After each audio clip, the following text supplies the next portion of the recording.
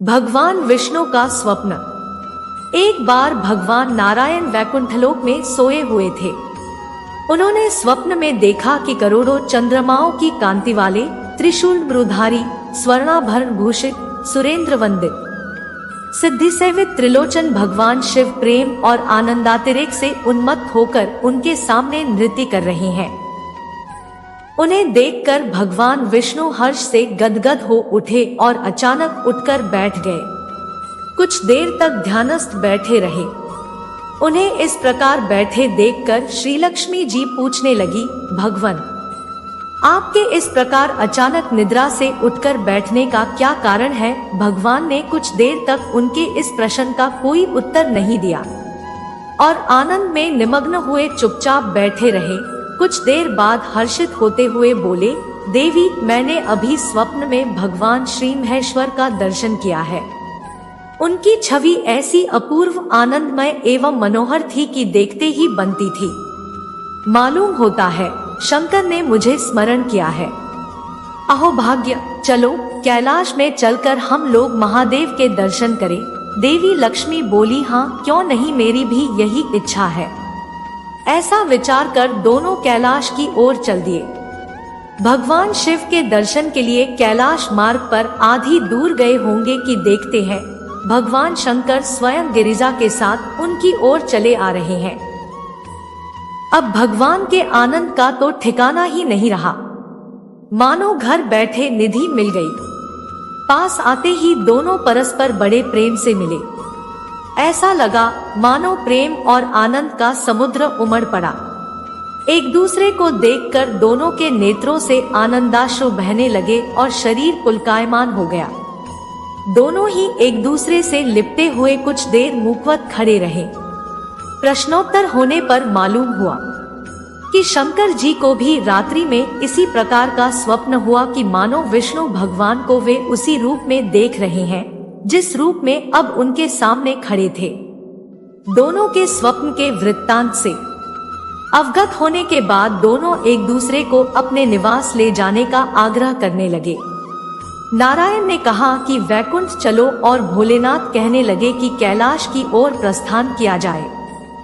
दोनों के आग्रह में इतना अलौकिक प्रेम था कि यह निर्णय करना कठिन हो गया कि कहाँ चला जाए। इतने में ही क्या देखते हैं कि वीणा बजाते हरिगुण गाते नारद जी कहीं से आ निकले।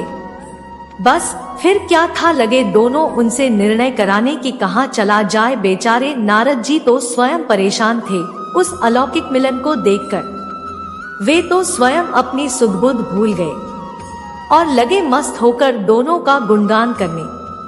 अब निर्णय कौन करे? अंत में यह तय हुआ कि भगवती उमा जो कह दे वही ठीक है। भगवती उमा पहले तो कुछ देर चुप रही। अंत में वे दोनों की ओर मुख करते हुए बोली, हे नाथ, हे नारायण, आप लोगों के निश्चल अनन्य एवं अलौकिक प्रेम को देखकर तो यही समझ में आता है कि आपके निवास अलग अलग नहीं है। जो कैलाश है वही वैकुंठ है और जो वैकुंठ है वही कैलाश है, केवल नाम में ही भेद है।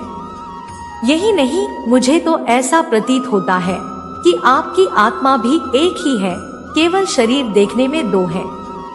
और तो और मुझे तो स्पष्ट लग रहा है कि आपकी भार्याएं भी एक ही है। जो मैं हूँ वही लक्ष्मी है और जो लक्ष्मी है वही मैं हूँ।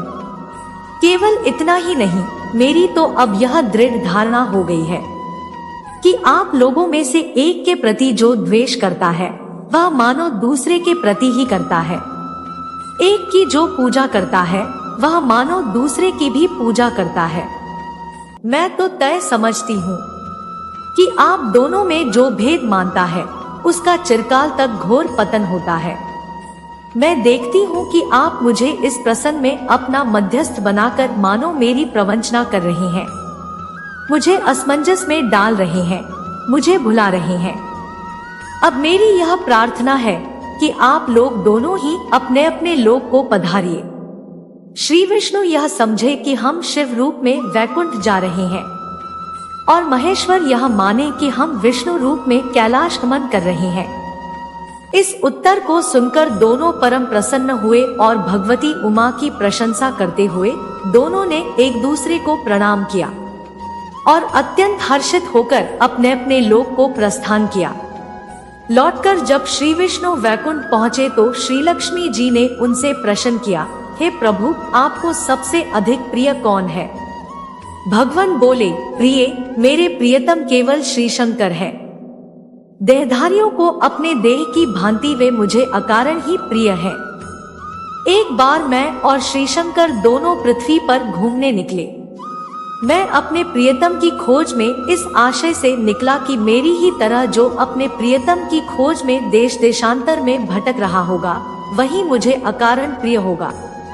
थोड़ी देर के बाद मेरी श्री शंकर जी से भेंट हो गई। वास्तव में मैं ही जनार्दन हूँ और मैं ही महादेव हूँ। अलग अलग दो घड़ों में रखे हुए जल की भांति मुझमें और उनमें कोई अंतर नहीं है। शंकर जी के अतिरिक्त शिव की चर्चा करने वाला शिव भक्त भी मुझे अत्यंत प्रिय है। इसके विपरीत जो शिव की पूजा नहीं करते, वे मुझे कदापि प्रिय नहीं हो सकते। इस तरह जो शिव की पूजा करता है वह वैकुंठवासी विष्णु को भी स्वीकार है, और जो श्री विष्णु की वंदना करता है वह त्रिपुरारी को भी मना लेता है। इसी तरह भगवान विष्णु और भगवान शंकर दोनों को एक ही रूप माना गया है। भगवान विष्णु का सपने में दिखना भाग्योदय की ओर इशारा करता है। अगर आपको इस तरह का सपना आए तो समझ लीजिए कि आपकी परेशानियां जल्द ही दूर होने वाली है। विद्या की देवी मां सरस्वती का स्वप्न में आना शिक्षा के क्षेत्र में जल्द ही सफलता मिलने की ओर इशारा करता है। आशा करती हूँ कि आपको यह वीडियो पसंद आई होगी। यहाँ तक बने रहने के लिए शुक्रिया। ऐसी ही और वीडियो देखने के लिए हमारे इस चैनल ज्ञान की गंगा को सब्सक्राइब करें। धन्यवाद। हर हर महादेव।